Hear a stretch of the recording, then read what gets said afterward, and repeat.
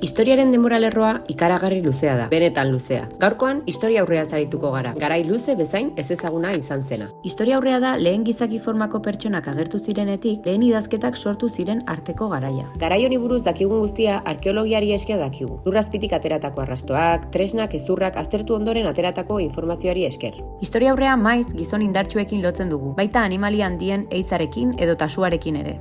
Egungo genero rol eta estereotipoek historia aurreko bizimoduen azterketa baldintzatu du, eta horrekin batera gure buruan historia aurreaz sortu dugun irudia ere.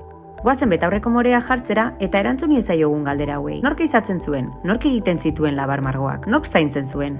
Huilamaia Patxako aztarnategian Perun 9.000 urte dituen emakume gazte baten hilobia aurkitu zuten. Hilobian hainbat arma aurkitu zituzten, jaurtigai puntak, labanak eta animalien prozesomendurako tresnak. Salbuespena ote zen aurkikuntza hau? Konturatu ziren eizarako tresnekin lurperatu zituzten 27 pertsonetatik 11 emakumeak zirela, 15 berriz gizonak. Kantauri isurialdean eta Frantzian aurkitu diren haitzuloetako margoen artean ageri diren aztarnen 175 emakumeenak direla ondorioztatu da. Askotan, gure iruditegian gizonak etortzen zaizkigu burura, baina gaur egungo ikerketetako teknikek emakumeak ere historia aurrean zeresan handia izan zutela ikustarazten lagundu digute. Zaintzari buruz oso datu gutxi dauzkagu, baina Atapuerkan 10 urteko neandertala haur baten ezurdura aurkitu zuten.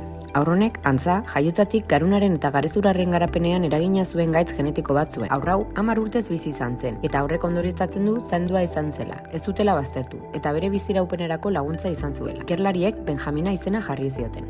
Historian zehar gizonei egotzitako lanak, eiza, gerra, armak, izan dira gehien nabarmendu direnak, baina emakumeek historian zehar ezinbestekoak izan diren lan eta ekarpen ugari egin dituz. Hau honela, denboralerro feministak historiaren denboralerroan emakumeen historia kontatzen jarraituko du. Historiaz dugun iruditegia zabalagoa eta feministagoa izan dadin.